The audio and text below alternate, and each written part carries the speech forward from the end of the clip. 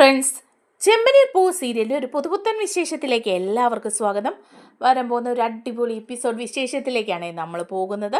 എന്താണെന്ന് വെച്ചാൽ നമ്മുടെ രേവതിക്ക് കുറച്ചധികം ഓർഡറുകളൊക്കെ കിട്ടുകയും കുറച്ചധികം വിവാഹങ്ങളുടെയും ഡെക്കറേഷൻസ് ഒക്കെ കിട്ടുകയും ഒക്കെ ചെയ്യാണ്.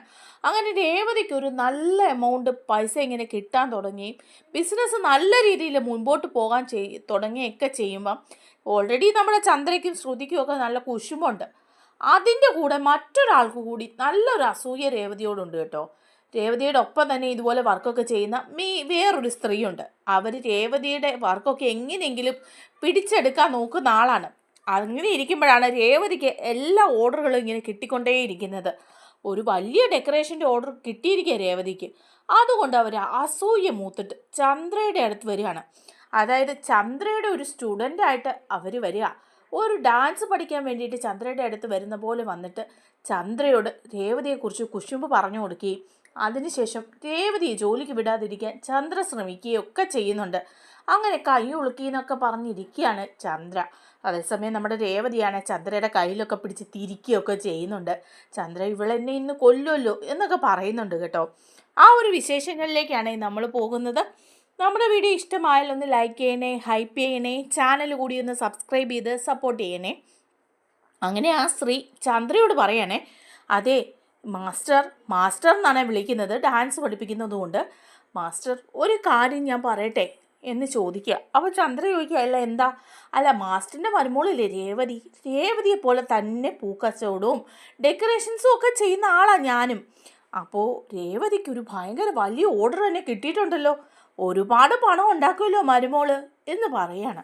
അപ്പം ചന്ദ്രയ്ക്ക് അതങ്ങ് ഇഷ്ടപ്പെടുന്നില്ല. ചന്ദ്ര പറയാം, അവൾക്ക് വലിയ ഓർഡർ കിട്ടി അവൾക്ക് കൊള്ളാം, അല്ലാതെ ഇപ്പം എനിക്കെന്താ, അവൾ എങ്ങനെ ഇതൊക്കെ ആരൊക്കെ ഓർഡറൊക്കെ ഇവൾക്ക് കൊടുക്കുന്നുവാ.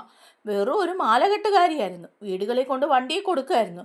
ഇപ്പോഴാണെങ്കിൽ അവളുടെ ബിസിനസ് പുരോഗമിച്ച് വലിയ വലിയ വിവാഹങ്ങളുടെയും ഫംഗ്ഷനുകളുടെയും ഒക്കെ ഓർഡർ കിട്ടാൻ തുടങ്ങി. കുറച്ചധികം പണവും അവൾക്ക് കിട്ടുന്നുണ്ട്. അപ്പോൾ അത് കേൾക്കുമ്പം ആ സ്ത്രീ പറയാ, അതെ കുറച്ചധികം പണം ഇപ്പം രേവതിക്ക് കിട്ടുന്നുണ്ട്, ഇതൊന്നും മാസ്റ്റർ അറിയുന്നില്ല എന്ന് ചോദിക്കുക. അപ്പോൾ ചന്ദ്ര പറയാ, എന്തൊക്കെയോ അവളെ ചെയ്ത് കൂട്ടുന്നുണ്ട്, അതൊന്നും ഞാൻ ശ്രദ്ധിക്കാറില്ല എന്ന് പറയാണ്. അപ്പോൾ ഉടനെ തന്നെ അവർ പറയാം, അല്ല ഞാൻ മാസ്റ്ററോടൊരു കാര്യം പറയാം, മാസ്റ്ററുടെ മരുമോളൊക്കെയാണ് കാര്യം, എന്നാലും മാസ്റ്ററിൻ്റെ അധ്യാപികയല്ലേ, എന്നെ ഡാൻസ് പഠിപ്പിക്കുന്ന ആളല്ലേ, അപ്പോൾ ഇങ്ങനൊരു കാര്യമുള്ളപ്പം ഞാനത് പറയാതിരിക്കുന്നത് ശരിയല്ലല്ലോ എന്ന് പറയാം. അപ്പോൾ ചന്ദ്ര ചോദിക്കുക, അല്ലേ എന്താന്ന് വെച്ചാൽ നീ പറ എന്ന് പറയുക. അതെ, ഞാൻ ഈ പറയുന്ന കാര്യം ഒരിക്കലും രേവതി അറിയാൻ പാടില്ല കേട്ടോ എന്ന് പറയുക. അപ്പോൾ ചന്ദ്രയ്ക്ക് വീണ്ടും ആകാംക്ഷയായി. ചന്ദ്ര പറയാം, എന്താന്ന് വെച്ചാൽ പറ. അപ്പോഴേക്കും അവർ പറയാം, അതെ എന്നോട് രേവതി പറഞ്ഞ ഒരു കാര്യം ഞാൻ മാസ്റ്ററോട് പറയാൻ പോകുന്നത് എന്ന് പറയാം. എന്നിട്ട് പറയാം, അതെ രേവതിക്ക് ഇപ്പം വലിയ ഓർഡറുകളൊക്കെ കിട്ടിയില്ലേ, അപ്പം മാസ്റ്ററോടുള്ള പകരം വിടണമെന്നാണ് അവൾ പറയുന്നത്. വീട്ടിൽ വെച്ച് മാസ്റ്റർ അവളെ കുറേ ദ്രോഹിച്ചതല്ലേ, ഒരുപാട് ദ്രോഹിച്ചെന്നാണ് അവൾ പറയുന്നത്. അവളെ കൊണ്ട് ആ വീട്ടിലെ ജോലികൾ മുഴുവൻ ചെയ്യിപ്പിക്കുകയും ബുദ്ധിമുട്ടിക്കുകയും ഒക്കെ ചെയ്തു. ഇനി അവൾ സ്വന്തമായിട്ട് കുറച്ച് പണം ഉണ്ടാക്കി സ്വന്തം കാലിൽ നിൽക്കാൻ തുടങ്ങുമ്പോൾ വേണം മാസ്റ്ററോട് തിരിച്ചടിക്കാനെന്നാണ് അവൾ പറയുന്നത്. അത് കേൾക്കുമ്പോൾ നമ്മുടെ ചന്ദ്രയുടെ കണ്ണൊക്കെ തള്ളി ചന്ദ്രയ്ക്ക് അങ്ങ് ദേഷ്യം വരിക. ചന്ദ്ര ചോദിക്കുക, നിന്നോട് അവൾ ശരിക്കും പറഞ്ഞു അങ്ങനെയൊക്കെ? പിന്നെ പറയാതെ, എൻ്റെ മാസ്റ്ററോടുള്ള ആത്മാർത്ഥത കൊണ്ടാണ് ഞാനിപ്പോൾ ഇത് പറഞ്ഞത്. രേവതി ഇക്കണക്കിന് പോയാലേ കുറച്ചധികം പണം ഉണ്ടാക്കും. അങ്ങനെ അവൾ കുറച്ചധികം പണം ഉണ്ടാക്കിയാലേ മാസ്റ്ററോടുള്ള പകരം വീട്ടും അവൾ.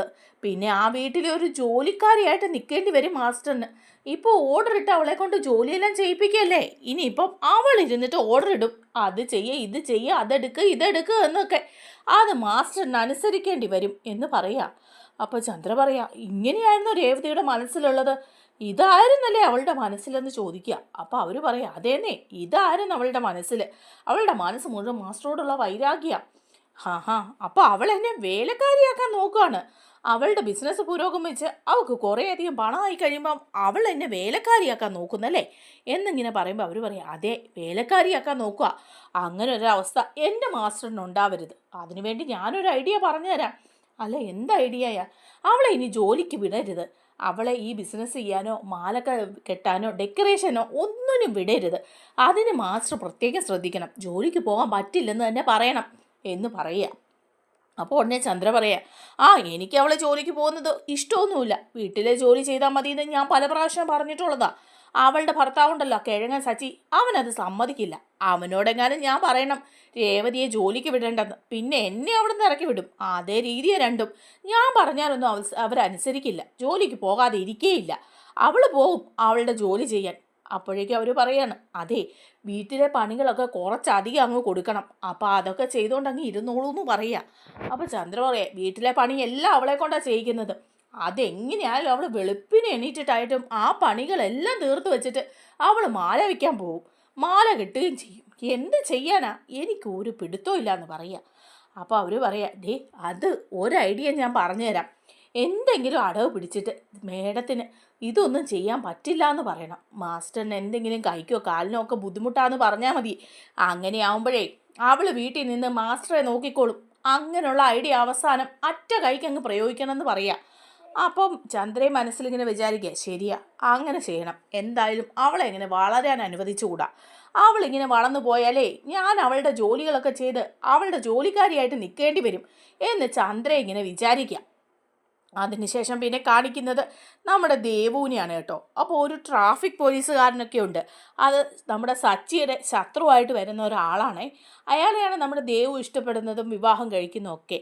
അയാളുടെ അമ്മയാണെങ്കിൽ ഹോസ്പിറ്റലിൽ ഇങ്ങനെ കിടക്കുകയാണ്. ഹോസ്പിറ്റലിൽ വയ്യാതെ കിടക്കുന്ന സമയത്ത് ദേവുവാണ് അവരെ നോക്കുന്നത് കേട്ടോ. കാരണം അയാൾക്ക് കുറച്ചധികം ജോലി തിരക്കൊക്കെ ഉള്ളതുകൊണ്ട് അമ്മയുടെ അടുത്തിരിക്കാൻ സമയമില്ല, വേറെ ബന്ധുക്കളൊന്നും അടുത്തില്ല എന്നൊക്കെ പറയുമ്പം ദേവു പറയാണ്, ഞാൻ നോക്കിക്കോളാം അമ്മേ, എനിക്കും ഇതുപോലൊരമ്മ വീട്ടിലുണ്ടല്ലോ, അതുകൊണ്ട് താങ്കൾ വരുന്നവരെ ഞാൻ അമ്മയുടെ കാര്യങ്ങളൊക്കെ നോക്കിക്കോളാം എന്ന് പറയാം.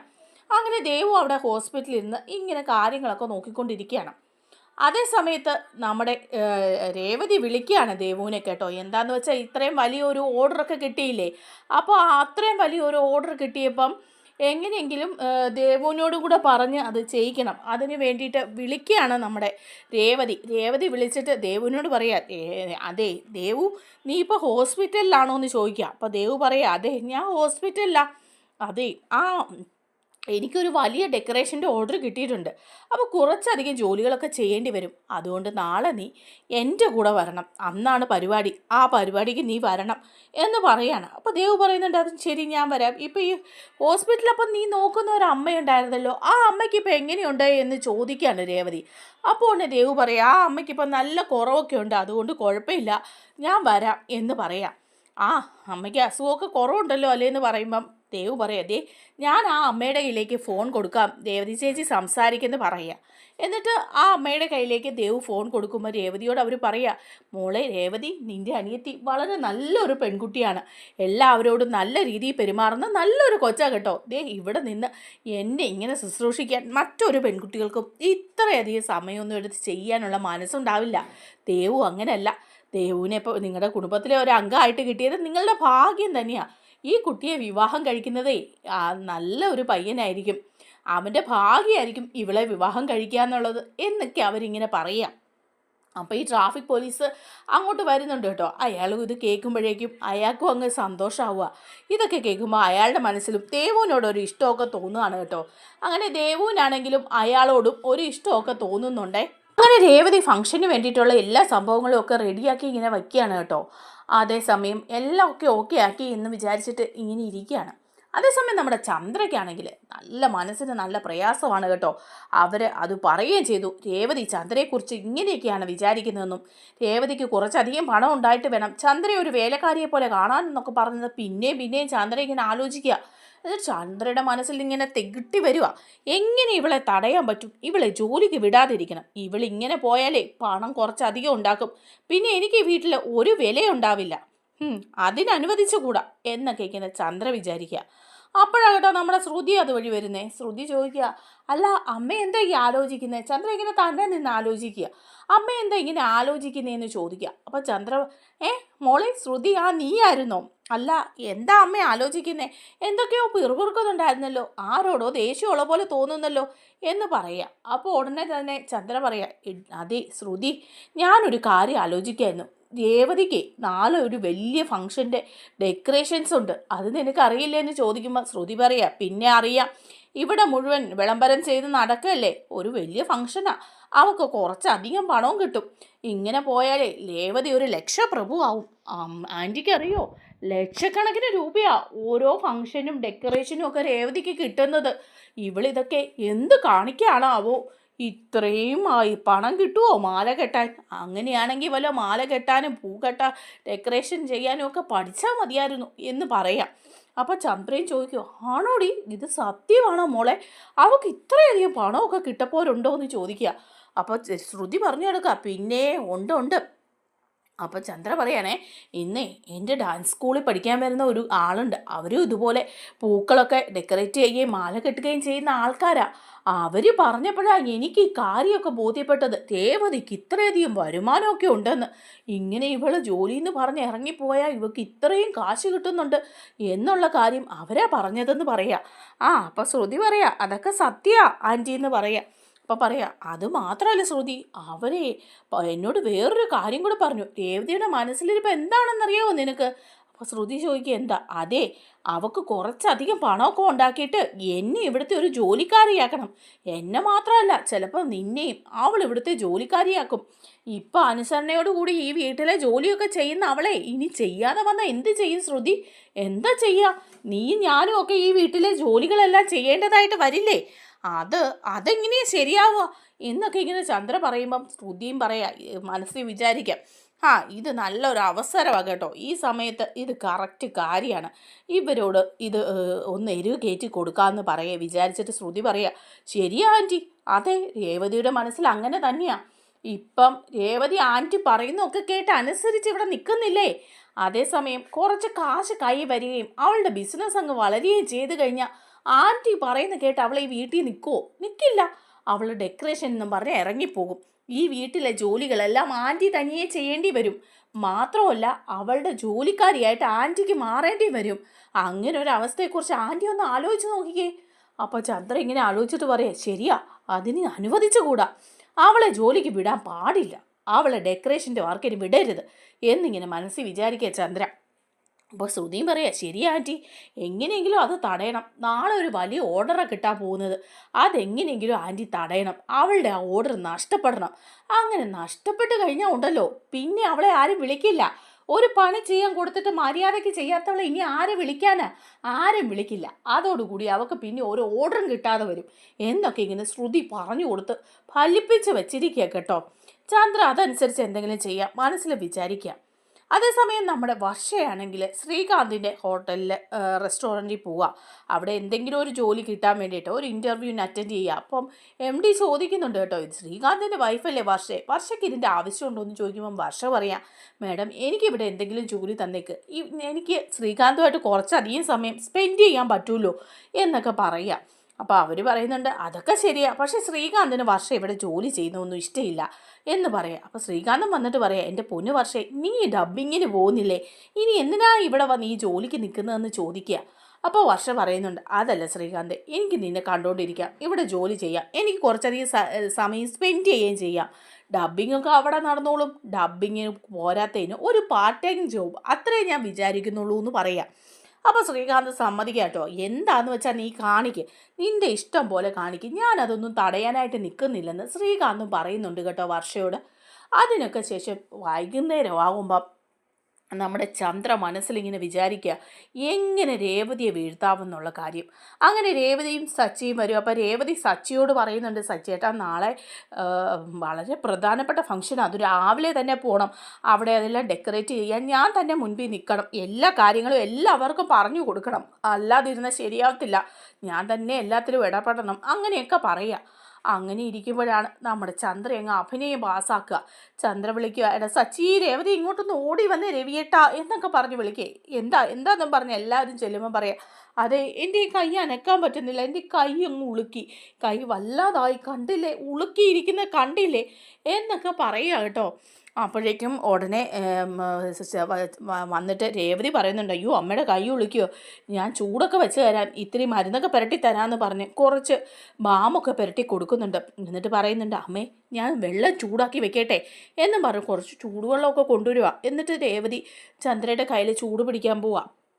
അപ്പോൾ ചന്ദ്ര പറയുന്നുണ്ട്, ആ പിടിക്കാതെ ഇനിയിപ്പോൾ രക്ഷയില്ലല്ലോ, ചൂടുവെള്ളമെങ്കിൽ ചൂടുവെള്ളം നീ എൻ്റെ കയ്യിൽ പിടിക്ക് എന്നും പറഞ്ഞ് ചന്ദ്രയ്ക്ക് ചൂട് വെച്ചൊക്കെ കൊടുക്കുക രേവതി. അപ്പോൾ രേവതിയോട് ചന്ദ്ര പറയാം, രേവതി നിനക്ക് നാളെ രാവിലെ ഒരു ഫംഗ്ഷൻ്റെ ഓർഡറൊക്കെ ഇല്ലേ, അതിന് പോകണ്ടേ, അപ്പോൾ പിന്നെ ആരാ എൻ്റെ കൈയൊക്കെ നോക്കുക? എനിക്ക് ഈ കൈ വെച്ചുകൊണ്ട് ഇവിടെ എന്തെങ്കിലും ചെയ്യാൻ പറ്റുമോ? ഒരു ഭക്ഷണം പോലും എടുത്ത് കഴിക്കാൻ പറ്റില്ല. എന്തിനാ ഒരു ഗ്ലാസ് വെള്ളം പോലും എടുത്ത് കുടിക്കാൻ പറ്റില്ല. ഞാൻ എന്താ ചെയ്യുക ഇവിടെ ഇരുന്ന്? എനിക്കൊന്നും ചെയ്യാൻ പറ്റില്ല. ഇനിയിപ്പം നിനക്ക് പോകാതിരിക്കാനും പറ്റില്ലല്ലോ, ആരും എന്നെ ഒന്ന് നോക്കാനും ഇല്ലല്ലോ എന്നൊക്കെ പറയുക. അപ്പോൾ രേവതി പറയുന്നുണ്ട്, അത് അമ്മ ഇങ്ങനെ വിഷമിക്കൊന്നും വേണ്ട, ഞാൻ നോക്കിക്കോളാം, കുഴപ്പമില്ല, നമുക്ക് നോക്കാം, നാളത്തേക്ക് കുറഞ്ഞില്ലെങ്കിൽ അപ്പോഴത്തെ കാര്യം ചിന്തിച്ചാൽ പോരേന്നൊക്കെ രേവതി പറഞ്ഞ് ചന്ദ്രയെ ആശ്വസിപ്പിക്കുക. ചന്ദ്രയുടെ മനസ്സിലിങ്ങനെ ലഡു പൊട്ടി നിൽക്കുക കേട്ടോ. കാരണം രേവതിയെ കൊടുക്കാൻ പറ്റിയ അവസരം. തീരെ വയ്യെന്ന് പറഞ്ഞാൽ നാളെ ഇനിയിപ്പോൾ രേവതി അങ്ങോട്ട് പോകത്തുമില്ലല്ലോ എന്നൊക്കെ വിചാരിച്ച് ചന്ദ്ര ഇരിക്കുക. അപ്പോൾ രേവതിക്ക് ആകെ ടെൻഷനായിട്ട് രേവതി സച്ചിയോട് പറയുന്നുണ്ട്, സച്ചിയേട്ടാ, അമ്മയുടെ കൈയാണെങ്കിൽ വയ്യ, ഇനിയിപ്പോൾ നാളെ ഞാൻ എങ്ങനെയാണ് പോവുക? അത്രയും വലിയ ഒരു ഓർഡറാണ്, അതിൻ്റെ ഡെക്കറേഷൻ്റെ കാര്യങ്ങളൊക്കെ നോക്കണമെങ്കിൽ ഞാൻ ചെല്ലണം, അത് ചെയ്യാൻ അവിടെ വേറെ ആരുമില്ല, എന്താ ഇപ്പം ചെയ്യുക, ഇതിനൊരു പരിഹാരം എന്താ എന്നൊക്കെ പറയുമ്പോൾ സച്ചി പറയാം, നീ തീർച്ചയായിട്ടും പോകണം, അല്ലാതെ ഇവിടെയൊന്നും ഇരിക്കേണ്ട, അമ്മയുടെ കൈ വയ്യെങ്കിലേ ഞാൻ നോക്കിക്കോളാം എന്ന് പറയുകയാണ് കേട്ടോ. അപ്പോഴേക്ക് രേവതി പറയാം, അയ്യോ അമ്മയുടെ കൈ വയ്യാത്തത് എങ്ങനെയാണ് സച്ചിയേട്ടൻ നോക്കുന്നത്? അമ്മയ്ക്ക് ടോയ്ലറ്റിൽ പോവോ അങ്ങനെ എന്തെങ്കിലുമൊക്കെ കാര്യം വേണമെങ്കിൽ ഞാൻ തന്നെ വേണ്ടേ? സച്ചിയേട്ടൻ നിന്നിട്ട് എന്ത് കാണിക്കാനാ? അതുമല്ല അമ്മയും സച്ചിയേട്ടനും കൂടെ ചേരില്ല, എപ്പോഴും വഴക്കായിരിക്കും, അതുകൊണ്ട് ഞാൻ തന്നെ നിൽക്കാം എന്ന് രേവതി പറയാം. അപ്പോൾ സച്ചി പറയുന്നുണ്ട്, വേണ്ട വേണ്ട വേണ്ട, നീ നിൽക്കൊന്നും വേണ്ട, നീ നിൽക്കണ്ട, പാർലയിടത്തിയുണ്ടല്ലോ, പാർലയിടത്തിയോട് പറയാം, അല്ല വർഷയോട് പറയാം, അവരാരെങ്കിലും നിൽക്കട്ടെ, അല്ലാതെ നീ നിൻ്റെ ജോലി കളഞ്ഞിട്ട് ഇവിടെ അമ്മയുടെ കൈ നോക്കാനൊന്നും നിൽക്കുകയൊന്നും വേണ്ടെന്ന് സച്ചി പറയാം. അപ്പോൾ രേവതി പറയുന്നുണ്ട്, അവരൊന്നും നിൽക്കൊന്നുമില്ല, ശ്രുതിക്ക് പാർലറിൽ പോകണ്ടേ, വർഷയ്ക്ക് ഡബ്ബിങ്ങിനും പോകണം, അപ്പോൾ അവരെയൊക്കെ എന്തിനാണ് നമ്മൾ ബുദ്ധിമുട്ടിക്കുന്നത്? സാധാരണ ഞാനല്ലേ വീട്ടിൽ നിൽക്കാറുള്ളത്, അപ്പം തന്നെ ഞാൻ തന്നെ അമ്മയുടെ കൈയൊക്കെ നോക്കിക്കോളാമെന്ന് പറയാം. അപ്പോൾ സച്ചി പറയുന്നുണ്ട്, അങ്ങനെ നിൻ്റെ ഓർഡർ ഇട്ട് കളയാൻ പറ്റുമോ എന്ന് ചോദിക്കുക. അപ്പോൾ രേവതി പറയുന്നുണ്ട്, ഏയ് അങ്ങനെ വിട്ട് കളയൊന്നുമില്ല, ഞാൻ ചെയ്തോളാം, ഞാനതൊക്കെ എങ്ങനെയാണെന്ന് വെച്ചാൽ ചെയ്തോളാം. സച്ചി എണ്ണ അതൊന്നും ഓർത്ത് ടെൻഷൻ അടിക്കേണ്ടെന്ന് രേവതി പറയാം. അങ്ങനെ പിറ്റേ ദിവസം ആകുമ്പം ചന്ദ്ര എണീറ്റ് വരുന്ന പാടെ വിളിക്കുക, രേവതി രേവതി ഇങ്ങോട്ട് വന്ന് എൻ്റെ കൈ അനക്കാൻ വയ്യേ, എന്നെ ഒന്ന് പിടിച്ചേന്നൊക്കെ പറഞ്ഞ് വിളിക്കുക. രേവതി ഓടി ചെല്ലുന്നുണ്ട്, എന്നിട്ട് അപ്പോൾ കയ്യിലേക്ക് പിടിക്കുക. അന്നേരം അയ്യോ യോ എൻ്റെ കയ്യെ പിടിക്കുന്നേ എന്ന് പറയാം. അപ്പോൾ രേവതി പറയുന്നുണ്ട്, അല്ല അമ്മ വിഷമിക്കൊന്നും വേണ്ട, അമ്മ ഇവിടെ നിന്നു എന്ന് പറയാം. നീ ഇന്ന് പോകുന്നുണ്ടോ വർക്കിന്? നീ ഇന്ന് വർക്കിന് പോയി കഴിഞ്ഞാൽ എൻ്റെ കാര്യം ആരാ നോക്കുന്നത്? അല്ലെങ്കിലും എന്നെ ശ്രദ്ധിക്കാൻ ആരുമില്ല, എൻ്റെ കൈ വേദന എടുത്തിട്ട് വയ്യേ എന്നൊക്കെ പറഞ്ഞ് ചന്ദ്ര അങ്ങ് കള്ളത്തരം അഭിനയിച്ച് തകർക്കുകയാണ് കേട്ടോ നമ്മുടെ ചന്ദ്ര. അപ്പോൾ രേവതി പറയുന്നുണ്ട്, ഇല്ല ഇല്ല ഞാൻ പോകുന്നില്ല, ഞാൻ ഇന്ന് ഓർഡർ എടുത്തതിന് പോകുന്നില്ല, ഞാൻ ഈ വീട്ടിൽ തന്നെ കാണുമെന്ന് പറയുക. അത് കേൾക്കുമ്പോൾ ചന്ദ്രയ്ക്ക് സന്തോഷമാവുകയാണേ. ഇവൾ ഇന്ന് പോകുന്നില്ല, എങ്ങനെയെങ്കിലും ഇവളെ ഇവിടെ പിടിച്ചു നിർത്തണം, ഇവൾ ചെല്ലാതിരുന്ന അവിടെ കാര്യങ്ങളെല്ലാം കുളവാകും, ഇത്രയും വലിയൊരു ഓർഡർ കിട്ടിയിട്ട് ഇവളത് നേരാവണ്ണം നോക്കിയില്ലെങ്കിൽ ഇവൾക്ക് ഈ ഓർഡറും കാശും എല്ലാം നഷ്ടം വരും, ഇനി വേറെ ആരും ഇവളെ വിളിക്കുകയില്ല, കാരണം ഈ പണിയില്ലേ കാണിക്കുന്നത് എന്നൊക്കെ വിചാരിച്ച് ചന്ദ്ര അങ്ങ് സന്തോഷിച്ചിരിക്കുക. രേവതിയാണെങ്കിൽ ചന്ദ്രയുടെ കയ്യിലൊക്കെ പിടിച്ച് തിരുമുകയൊക്കെ ചെയ്യുകയാണ്. എന്നിട്ട് ഇങ്ങനെ വലിച്ച് പിടിച്ച് തിരിച്ച് കുലുക്കുകയൊക്കെ ചെയ്യുക. അയ്യോ ഇവളെൻ്റെ കൈ തിരിച്ച് പിടിക്കുന്നേ, ഇവളെൻ്റെ കൈ പിരിക്കുന്നേ, പിരിച്ചൊടിക്കുന്നേ എന്നൊക്കെ പറഞ്ഞ് ചന്ദ്രയൊക്കെ അഭിനയിച്ച് തകർക്കുകയാണേ. രേവതി തിരുമിയൊക്കെ കൊടുക്കുന്നൊക്കെ ഉണ്ട്. അങ്ങനെ രേവതി പോകാതിരിക്കുക. അതേസമയം രേവതിയാണെങ്കിൽ അവിടുത്തെ കാര്യങ്ങളെല്ലാം വീഡിയോ കോളിൽ കൂടെ ചെയ്യുകയാണ് കേട്ടോ. വീഡിയോ കോളിൽ കൂടെ എല്ലാം കണ്ടിട്ട് അവിടെ ഡെക്കറേഷൻ്റെ കാര്യങ്ങളെല്ലാം എല്ലാവർക്കും പറഞ്ഞു കൊടുത്ത് കറക്റ്റായിട്ട് എല്ലാം ചെയ്യിപ്പിക്കുന്നുണ്ട്. ഇത് നമ്മുടെ ചന്ദ്ര അറിയുന്നുമില്ല. ചന്ദ്രയുടെ വിചാരം രേവതി പോകാതിരിക്കുന്നത് കൊണ്ട് ആ ഓർഡർ അങ്ങ് നഷ്ടപ്പെട്ട് രേവതിയുടെ പണിയെല്ലാം പോയി ഇരിക്കും എന്നുള്ള കാര്യമാണ്. അതേസമയം രേവതി നല്ല സൂപ്പറായിട്ട് അതെല്ലാം ചെയ്ത് ആ ഫംഗ്ഷൻ നല്ല വിജയകരമായിട്ട് പൂർത്തിയാക്കുകയാണ്. അപ്പം ഇത് നമ്മുടെ ആ സ്ത്രീ അറിയാണ് കേട്ടോ, രേവതിയുടെ ശത്രു. അവരോട് ഒരാൾ വന്ന് ഇതെല്ലാം പറയുമ്പം അവർക്ക് മനസ്സിലാവുകയാണ് കേട്ടോ, വീഡിയോ കോളിൽ കൂടെ ചെയ്ത് ഇതെല്ലാം ചെയ്തല്ലോ എന്ന്. അവർ ചന്ദ്രയെ വിളിച്ചിട്ട് ചോദിക്കുക, എന്നാലും മാസ്റ്റർ എന്ത് പണിയെ കാണിച്ചത്? മാസ്റ്റർ എല്ലാ കാര്യങ്ങളും ഏറ്റു, ഈ ഓർഡർ അവൾക്ക് നഷ്ടപ്പെടുമെന്ന് പറഞ്ഞിട്ട് രേവതിക്ക് ഇപ്പോൾ ഈ ഓർഡർ ഒരു പ്രശ്നമില്ല, നല്ല രീതിയിൽ അവളെല്ലാം പൂർത്തിയാക്കിയല്ലോ എന്ന് പറയുക. അപ്പോൾ ചന്ദ്ര പറയുന്നുണ്ട്, ഞാനിവിടെ അഭിനയിച്ച് തകർത്തല്ലോ, രേവതി ഇവിടുന്ന് ഈ വീട്ടിൽ നിന്ന് പുറത്തിറങ്ങിയിട്ടില്ല, പിന്നെ ഇങ്ങനെ അവൾ അവിടെ പോയിട്ട് കാര്യങ്ങളൊക്കെ ചെയ്യുന്നത് എന്ന് പറയാം. അപ്പോൾ അവർ പറയുന്നുണ്ട്, വീട്ടിൽ നിന്ന് പുറത്തിറങ്ങിയില്ലെങ്കിലേ രേവതി വീഡിയോ കോളിൽ കൂടെ എല്ലാ കാര്യങ്ങളും എല്ലാം പറഞ്ഞു കൊടുത്ത് നല്ല രീതിയിൽ തന്നെ ചെയ്യിപ്പിച്ചു, അതുകൊണ്ട് അവൾക്ക് ഈ ഫംഗ്ഷൻ നഷ്ടപ്പെട്ടുമില്ല, എൻ്റെ കാര്യം കുളമായി, ഞാൻ മാസ്റ്ററോട് പ്രത്യേകം പറഞ്ഞതല്ലേ ഇത് അനുവദിച്ചുകൂടെന്ന്. അപ്പോൾ ചന്ദ്ര പറയാ, ഷോ എനിക്ക് അബദ്ധം പറ്റിയല്ലോ, അവളുടെ കൂടെ തന്നെ നിൽക്കണമായിരുന്നു, അവൾ വീഡിയോ കോൾ ചെയ്യാൻ സമ്മതിക്കരുതായിരുന്നു, അതിനെനിക്ക് പറ്റിയില്ല, അവളെ ഈ വീട്ടിൽ നിന്ന് ഞാൻ പുറത്തിറക്കിയിട്ടില്ല, പക്ഷെ അവൾ ഇങ്ങനെ ചെയ്യുമെന്ന് ഞാൻ വിചാരിച്ചുമില്ല, ഇനിയിപ്പോൾ എന്താ ചെയ്യുക? അപ്പോൾ അവർ പറയാ, ഇനിയിപ്പോൾ എന്ത് ചെയ്യാനാ, മാസ്റ്ററിനെ അവൾ പണം ഉണ്ടാക്കി കഴിയുമ്പം മാസ്റ്ററിനെ ഒരു വേലക്കാരിയായിട്ട് തന്നെ കണ്ടോളും. അതേ ഇനി സംഭവിക്കാൻ പോകുന്നുള്ളൂ എന്ന് അവർ പറയുക. അപ്പോൾ ഇതൊക്കെ കേട്ട് അന്താളിച്ച് നിൽക്കുകയാണ് കേട്ടോ നമ്മുടെ ചന്ദ്ര. നമ്മുടെ വീഡിയോ ഇഷ്ടമായാൽ ഒന്ന് ലൈക്ക് ചെയ്യണേ, ഹൈപ്പ് ചെയ്യണേ, ചാനൽ കൂടി ഒന്ന് സബ്സ്ക്രൈബ് ചെയ്ത് സപ്പോർട്ട് ചെയ്യണേ. താങ്ക്